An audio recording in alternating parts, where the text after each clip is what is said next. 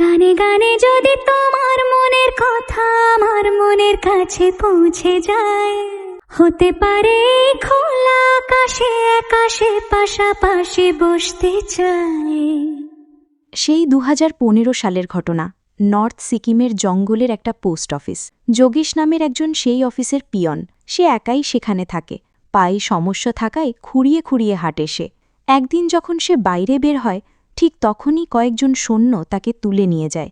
যোগেশ অবাক হয়ে জানতে চায়, আপনারা কারা? তারা বলে, আমরা ফোর্সের লোক। যোগেশ জানতে চায়, আমার কাছ থেকে কি চান? তারা যোগেশের প্রশ্নের উত্তর না দিয়ে উল্টো তাকে জিজ্ঞেস করে, তোমার বাড়িতে কে কে আছে? যোগেশ বলে, আমার কেউ নেই, আমি একা। তখন ওই ফোর্সের লোকেরা যোগেশকে একটা ছবি দেখায়। ছবিটা দেখেই যোগেশ চমকে ওঠে আর বলে, ভানু, ও কি বেঁচে আছে? এবার দৃশ্যপট ফ্ল্যাশব্যাকে যায়। আমরা দেখতে পাই ভানুকে। ভানু একজন ফোর্স মাস্টারের অধীনে ট্রেনিং করছে। এদিকে যোগেশকে একটা চিঠি দিয়ে বলা হয়, এটা ভালোভাবে পড়ো। অন্যদিকে ভানুকে তার মাস্টার বলে, অবশেষে তুমি তোমার পরিবারের সাথে দেখা করতে যাচ্ছ। তবে এতদিন পর বাবা মা স্ত্রীকে কাছে পেয়ে নিজের লক্ষ্যের কথা ভুলে যেও না। ভানু বলে, শুধু কি তারাই আমার জীবনে ছিল? ভানুর এই কথায় বোঝা যায় ভানু এতদিন একটা সিক্রেট মিশনের জন্য ট্রেনিং নিল। ট্রেনিং শেষ, এবার মাস্টার তাকে মিশনের জন্য পাঠাচ্ছে। মাস্টার ভানুকে বলে, তোমাকে অনেক মিস করব।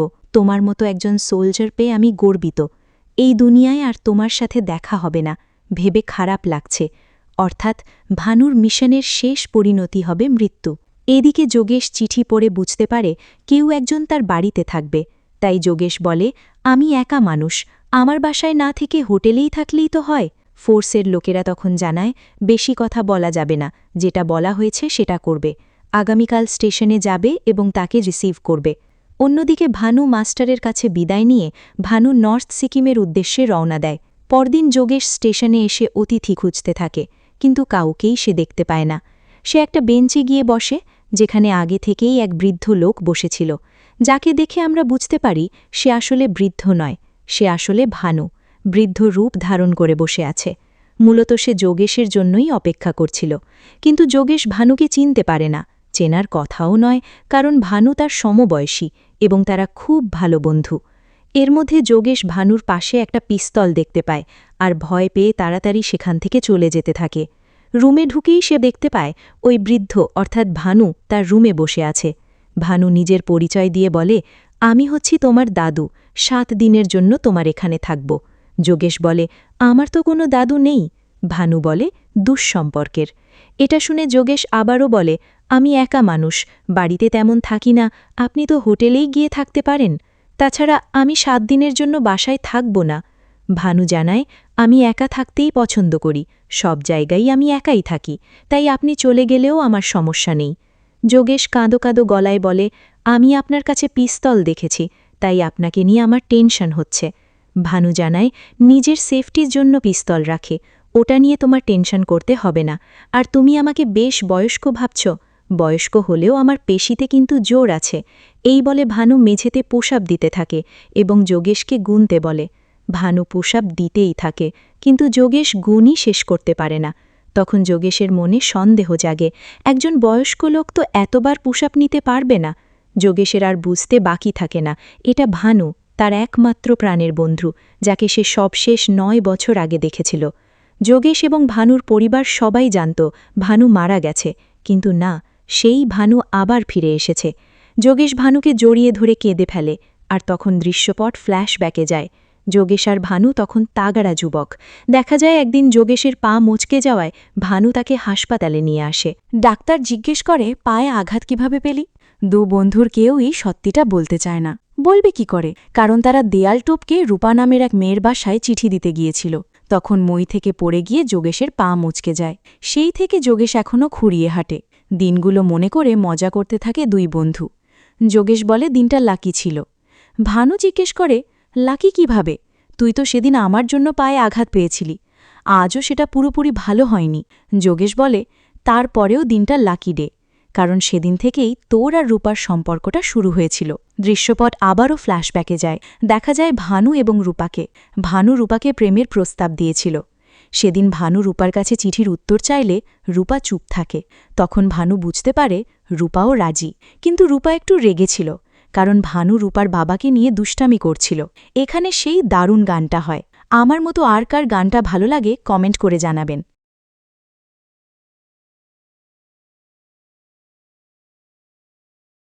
সিন শিফট করে আবারও বর্তমানে আসে। ভানু নিজের মুখোশটা খুলে ফেলে। দীর্ঘদিন পর আবার বন্ধুর চেহারা দেখতে পায় যোগেশ। সে জিজ্ঞেস করে, হঠাৎ এখানে কেন আসলি? ভানু বলে, তুই কি চিঠির ৪র্থ পয়েন্ট পড়িস নাই? সেখানে তো উল্লেখ আছে, কোনো প্রশ্ন করা যাবে না। তারপরেও বলি, আমি ৭ দিনের জন্য একটা মিশনে এখানে এসেছি। পুলিশের কারণে আমাকে ছদ্মবেশে থাকতে হবে। একটা জটিল কেস আছে। ভানু জিজ্ঞেস করে, রূপার কি খবর রে? যোগেশ ভানুকে একটা বিয়ের কার্ড দিয়ে বলে, রূপার বিয়ে। এটা শুনে থমকে যায় ভানু। তখন ফ্ল্যাশব্যাকে দেখানো হয় একদিন খুব ধুমধাম করে ভানু আর রূপার বিয়ে হয়েছিল। সেদিন দুজন কত খুশি ছিল। ভানু বিয়ের কার্ড খুলে দেখে বিয়েটা হচ্ছে অনিন্দ মিত্রর সাথে। তাই সে জিজ্ঞেস করে, এই অনিন্দটা কে? যোগেশ জানায়, কয়েক বছর আগে এলাকায় এসেছে। তোর বাবা মা নিজেই অনিন্দের সাথে রূপার বিয়ে দিচ্ছে। বিয়ে না দিয়ে কয়দিন আর এভাবে ঘরে রাখবে বল? তাছাড়া লোকাল পত্রিকায় নিউজ হয়েছিল ৪ বছর আগে তুই মারা গিয়েছিলি। মৃত মানুষের জন্য তো কেউ আর অপেক্ষা করে না, তাই না? ভানুর মনে পড়ে বিয়ের পর তারা দুজন হানিমুনে গিয়েছিল। সেদিন ভানু রূপাকে জিজ্ঞেস করেছিল, আচ্ছা তুমি আমাকে বিয়ে না করলে কাকে বিয়ে করতে? রূপা হেসে বলে, রণবীর কাপুরকে। ভানু জিজ্ঞেস করে, তাহলে আমাকে বিয়ে করলে কেন? রূপা বলে, তুমি তো পিছুই ছাড়ছিলে না, তাই বাধ্য হয়ে করতে হলো। ভানু যোগেশকে জিজ্ঞেস করে, মা কেমন আছে রে? যোগেশ জানায়, পরপর ২ ছেলে হারিয়ে মায়েরা যেরকম থাকে আর কি। ভানু বলে, জানিস আমার কাছে এখন অনেক টাকা আছে। বিদায় নেওয়ার আগে সেই টাকা দিয়ে সবাইকে খুশি করব। এটা শুনে যোগেশ জিজ্ঞেস করে, তুই বারবার বিদায় বিদায় বলছিস কেন, বলতো? এইখানে ভানুর কথা বুঝতে পারলেই আপনি মুভির কাহিনী বুঝতে পারবেন। ভানু বলে, সুইসাইড স্কোয়াড নাম শুনেছিস? যোগেশ বলে, ওই যে যারা রাজীব গান্ধীকে মারল।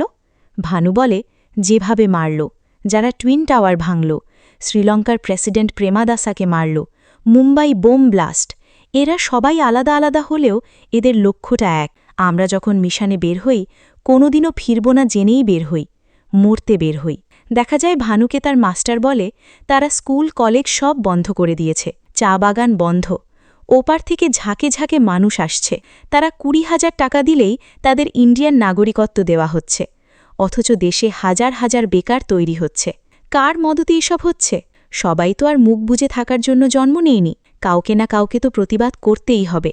তাদের এসব কথায় স্পষ্ট বোঝা যায় ভানু আসলে কিসের মিশনে এসেছে। এটা শুনে যোগেশ বলে, তারা তো ভালো কিছু করেনি, কেউ তাদের ভালো চোখে দেখে না, তাদের সাথে তোর কি সম্পর্ক? ভানু যুক্তি দিয়ে বলে, ইস্ট ইন্ডিয়া কোম্পানি বাংলার বিপ্লবীদের টেররিস্ট বলতো, ৭০-এর দশকের নকশালদের বলা হতো টেররিস্ট। এখন মানুষ কি ভাবছে সেটা ইতিহাস নয়। যোগেশ বলে, কিন্তু তুই তো এমন ছিলি না, তুই তো এসব রাজনীতি পছন্দ করতি না।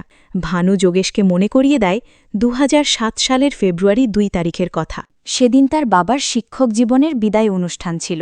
যোগেশ বলে, হ্যাঁ মনে আছে, সেদিন সবাই সেখানে উপস্থিত ছিল। বিদায়ী বক্তৃতা শেষে সবার ভালোবাসা সিক্ত হয়ে ভানুর বাবা বাসায় ফিরছিল। তখন সে দেখতে পায় রাস্তার পাশে ভানুর ভাই রবি মৃত অবস্থায় পড়ে আছে। তার মুখে মাখানো ছিল স্ট্রবেরি কেক, যা ভানুর পছন্দের কেক ছিল। এরপর ভানুর বাবা ছেলের মৃত্যুর বিচার চাইতে থানায় যায়, কিন্তু পুলিশ অফিসার তো কেস নেয়ই না, উল্টো বলে ভানুর ওপরও কিন্তু বিপদ আসবে, ওকে দূরে কোথাও পাঠিয়ে দিন। তখন ভানুর বাবা উত্তেজিত হয়ে যায়। ভানু যোগেশকে বলে, সেদিনই চা বাগানের ম্যানেজার আমাকে ২০,০০০ টাকা দিয়ে গুয়াহাটি পালিয়ে যেতে বলে, সেই সাথে জানায় এখানে থাকলে তোকেও মেরে ফেলবে। যোগেশ বলে, তুই পালিয়ে যাওয়ার পরেই জঙ্গলে ম্যানেজারের বডি পাওয়া যায় এবং পুলিশ প্রায়ই তোর বাবার কাছে এসে তোর খোঁজ করে। ভানু জানায়, সেদিন সে গুয়াহাটি থেকে অনেক পথ পাড়ি দিয়ে অরুণাচল প্রদেশে আসে। সেখানেই আমার তাদের সাথে দেখা হয়। এখানে তারা বলতে বোঝানো হয়েছে ভানু এখন যাদের হয়ে কাজ করছে। ভানু বলে, যেহেতু আর পিছনে ফেরার সুযোগ নেই, তাই তাদের হয়ে কাজ শুরু করে দেই। এটা শুনে যোগেশ বলে, তুই তো অনেক সাহসী, আর আমাকে দেখ, আমি ভিতর ডিমই রয়ে গেলাম। ভানু বলে, তুইও অনেক সাহসী, আমার মতো খারাপ লোককে তুই তোর বাড়িতে রেখেছিস। তুই যদি বলিস তাহলে আমি এখনই তোর বাড়ি থেকে চলে যাব। যোগেশ জানায়, কোথাও যেতে হবে না, এ সময় একটা সিগন্যাল পেয়ে ভানু যোগেশকে নিয়ে ঘরের ভিতরে ঢুকতে চায়। যোগেশ বলে, তোর লোকদের তো কোথাও দেখছি না, তাহলে তুই সিগন্যাল বুঝলি কিভাবে? ভানু বলে, তারা লুকিয়ে আছে, তুই দেখতে পাবি না। যোগেশ একটা লাল পতাকা লাগানো দেখে। ভানু জানায়, লাল পতাকা মানে আমি ঘরে আছি, সবুজ পতাকা মানে আমি ঘরে নেই, এটা সিগন্যাল। দৃশ্যপট ফ্ল্যাশব্যাকে যায়। ভানু রূপাকে জিজ্ঞেস করে, রবি মানে ভানুর ভাই, ওর মতো যদি আমারও কিছু হয়ে যায় তাহলে তুমি কি করবে? রূপা ভানুকে এসবে জড়াতে নিষেধ করে। ভানু বলে, ওরা একদিনে 350 কর্মীর চাকরি কেড়ে নিয়েছে, আমরা কয়েকজন মিলে তাদের হয়ে লড়ছি, আমরা যদি না লড়াই করি তাহলে ওরা কিভাবে বাঁচবে? বলতে বলতে ভাই রবির কথা মনে করে কান্না করে ভানু। দুই ভাইয়ের মধ্যে বেশ ভালো সম্পর্ক ছিল। আসলে ভানুর ভাই সাধারণ শ্রমিকদের অধিকার আদায়ের আন্দোলন করত, যার কারণে ক্ষমতাশীলরা তাকে সরিয়ে দিয়েছে। দৃশ্যপট বর্তমান সময়ে আসে। পরদিন সকালে ভানুর বাবা মর্নিং ওয়াক শেষ করে একটি জায়গায় বসে। ভানু বয়স্ক ছদ্মবেশে তার বাবার সামনে গিয়ে দাঁড়ায়, নিজেকে পরিচয় দেয় ইন্দ্রনাথ হিসেবে এবং তার বাবাকেও পরিচয় জিজ্ঞেস করে। যখন সে তার নাম বলে সূর্য সিং, ভানু বলে, আপনি শিক্ষক ছিলেন না? ভানুর বাবা জানায়, সেটা 10 বছর আগের কথা। ভানু এবার কৌশলে তার ব্যাচমেটের নাম বলে, সেই সাথে জানায়, আমি তার দাদু। ভানুর বাবা বলে, আমার বড় ছেলেও তার ব্যাচমেট ছিল। ভানু কৌশলে বাবাকে জিজ্ঞেস করে, আচ্ছা আপনার বড় ছেলে এখন কোথায়? ভানুর বাবা জানায়, সে মারা গিয়েছে। এটা বলে সেখান থেকে চলে যায়। ভানু বাসায় ফিরে আসে।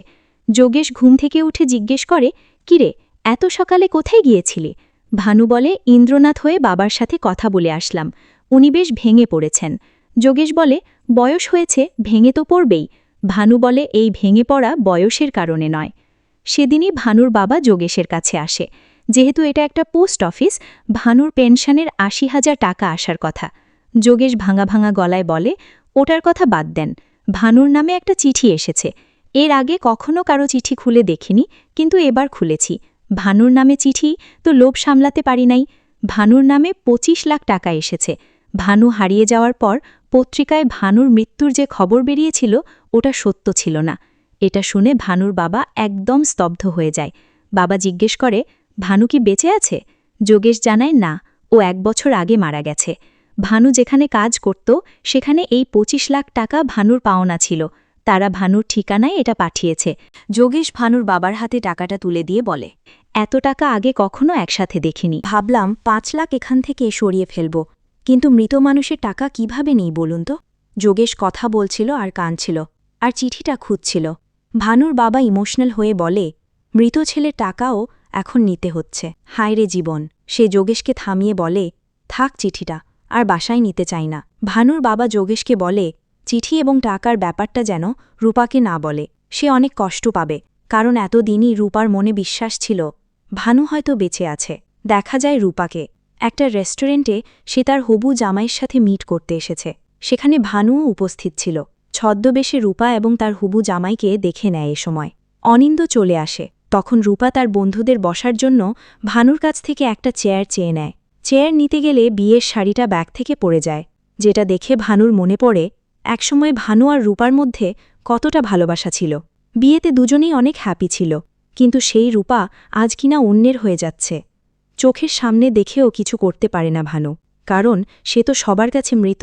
রূপা সেদিন বাসায় আসলে খাবারের টেবিলে ভানুর বাবা রূপাকে বলে, তুমি কখনো ভানুর ছবিতে ফুলের মালা পরাতে দাওনি, কারণ মনের মধ্যে তুমি একটু হলেও আশা রেখেছিলে যে ভানু ফিরে আসবে।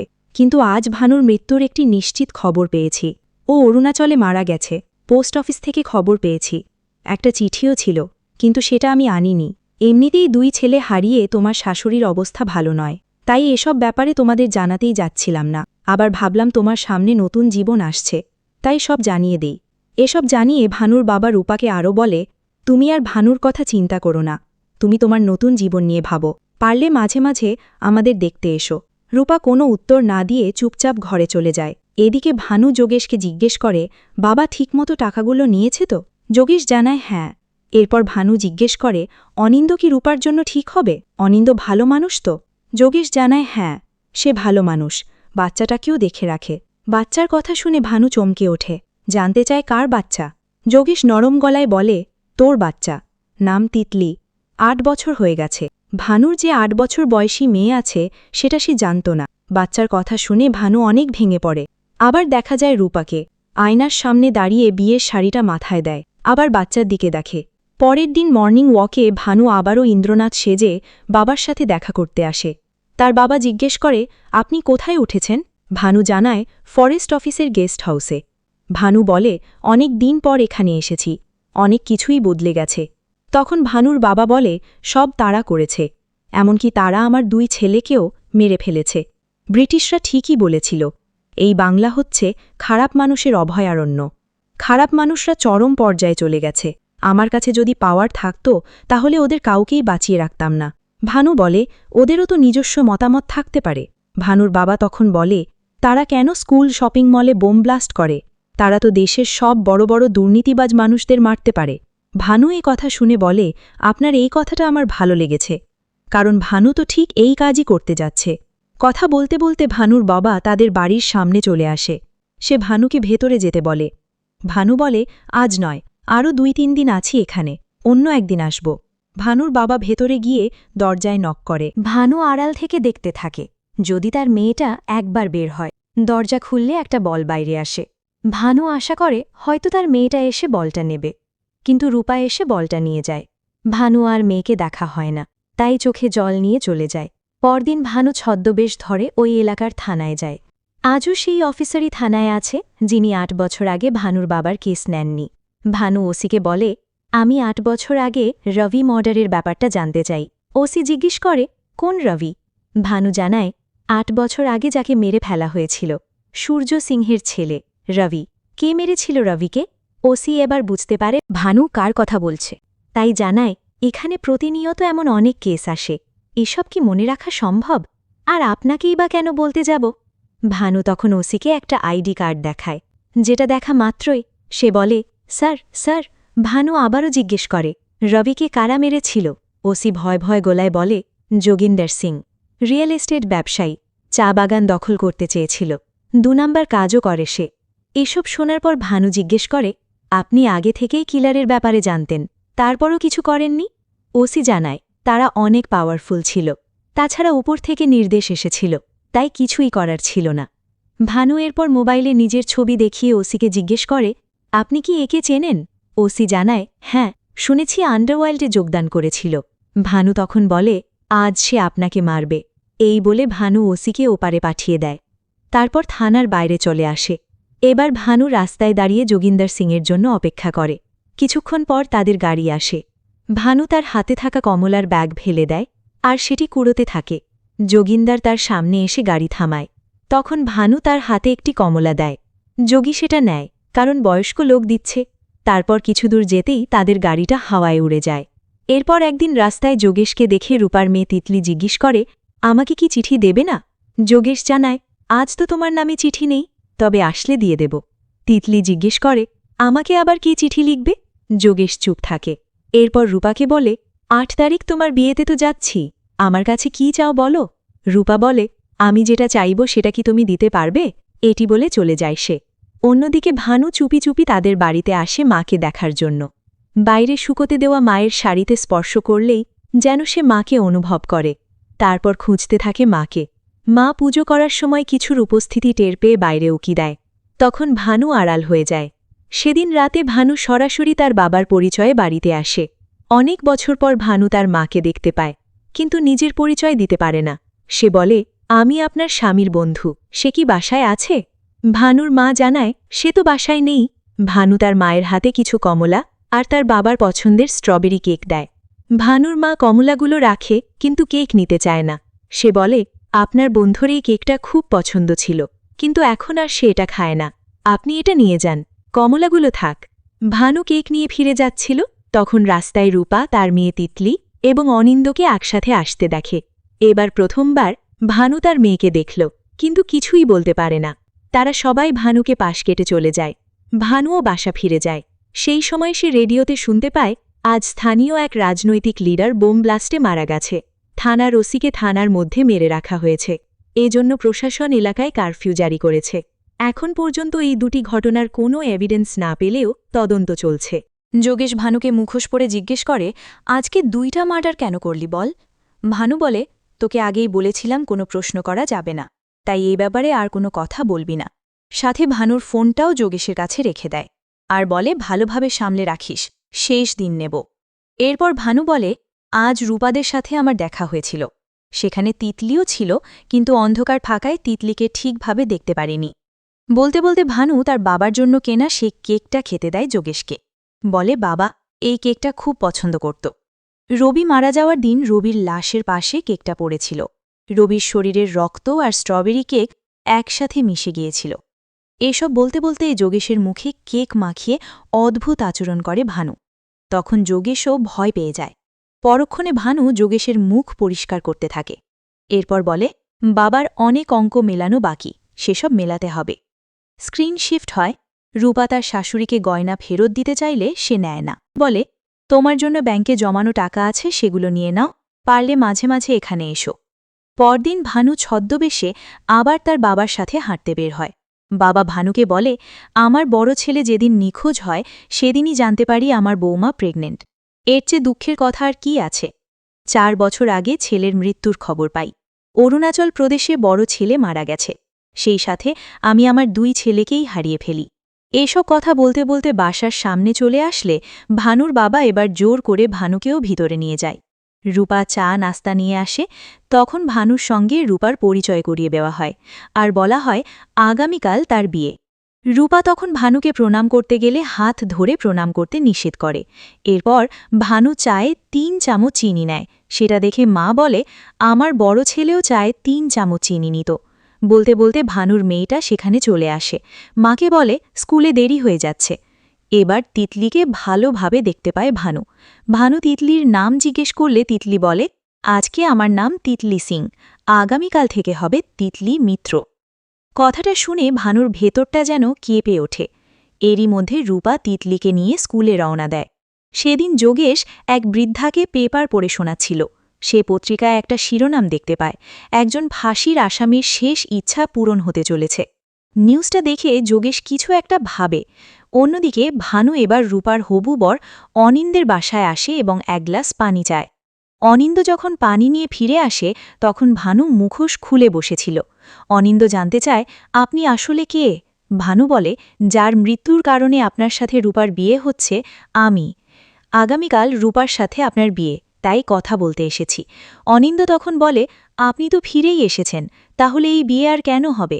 ভানু জানায়, আমি থাকছি না, আপনি রূপাকে দেখে রাখবেন, সে লক্ষ্মী একটা মেয়ে। অনিন্দ তখন বলে, রূপা আমার সাথে 5টা কথা বললে তার মধ্যে একটা থাকে আপনার কথা। রূপা আপনাকে এখনও অনেক ভালোবাসে।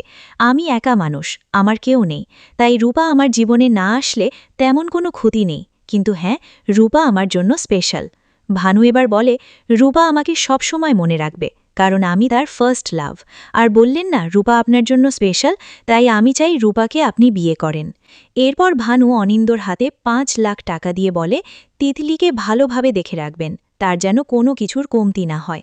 আর আফসোস করে বলে, আমি জানতামই না যে আমার একটা মেয়ে আছে। এইসব শুনে অনিন্দ জিজ্ঞেস করে, তুমি যখন ফিরে এসেছ তাহলে আবার যেতে চাও কেন? ভানু বলে, সবকিছু বুঝতে নেই, আমাকে থাকার জন্য আসিনি, আমাকে চলে যেতে হবে বহুদূর। ভানু তখন এক বিদ্রোহী কবিতা বলতে থাকে। অনিন্দও ভানুর সাথে কবিতার লাইন বলতে থাকে। সেই সাথে অনিন্দ বলে, থেকেই গেলে তো পারো।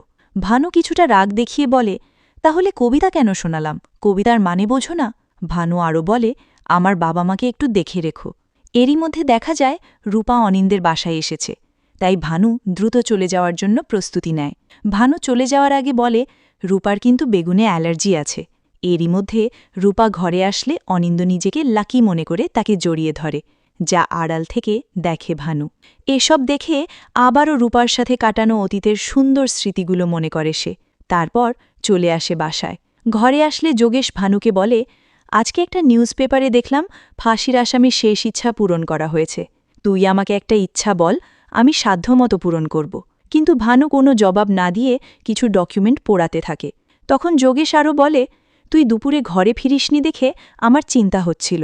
চারিদিকে পুলিশ ঘুরছে, আমি ভেবেছি হয়তো তুই ধরা খেয়েছিস। আমি রূপাকে আশীর্বাদ দিতে গিয়েছিলাম, সেখানে তোর মা আমাকে খেতে দিয়েছিল, আমি সেগুলো না খেয়ে নিয়ে এসেছি। তুই অনেক দিন মায়ের হাতে খাবার খাসনি, এই নে খা।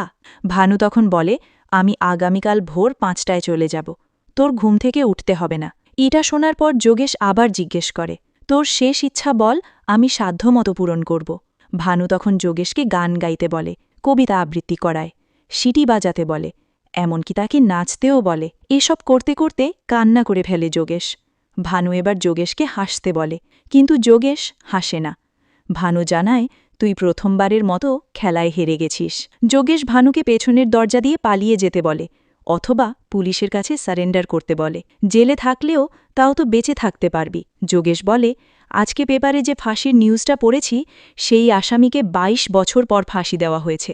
তুই যদি সারেন্ডার করিস তাহলে 22টা বছর তো বাঁচবি। তাও প্লিজ আর হারিয়ে যাস না। ভানু এবার যোগেশের দিকে নিশানা করে বলে, আমি চাইলেই তোকে এখানে মারতে পারি, কেউ জানতে পারবে না। কিন্তু ভানু এবার ইমোশন হয়ে জড়িয়ে ধরে যোগেশকে। আর তখনই কারেন্ট চলে যায়। যোগেশ চায় মোমবাতি জ্বালাতে, কিন্তু মোমবাতি জ্বালিয়ে দেখে ভানু কোথাও নেই। বাইরে এসে খুঁজেও তাকে আর পায় না। পরের দিন ভারতের স্বাধীনতা দিবস। একটা স্কুলে পিটি প্যারেডের প্রস্তুতি নেওয়া হচ্ছিল। সেখানে অনেক বড় বড় কর্মকর্তা উপস্থিত ছিল। অন্যদিকে রূপার বিয়ের প্রস্তুতিও চলছিল। ভানুকে দেখা যায় নিজের শরীরে বোম বেঁধে সেই ছদ্মবেশে বাইরে চলে আসতে।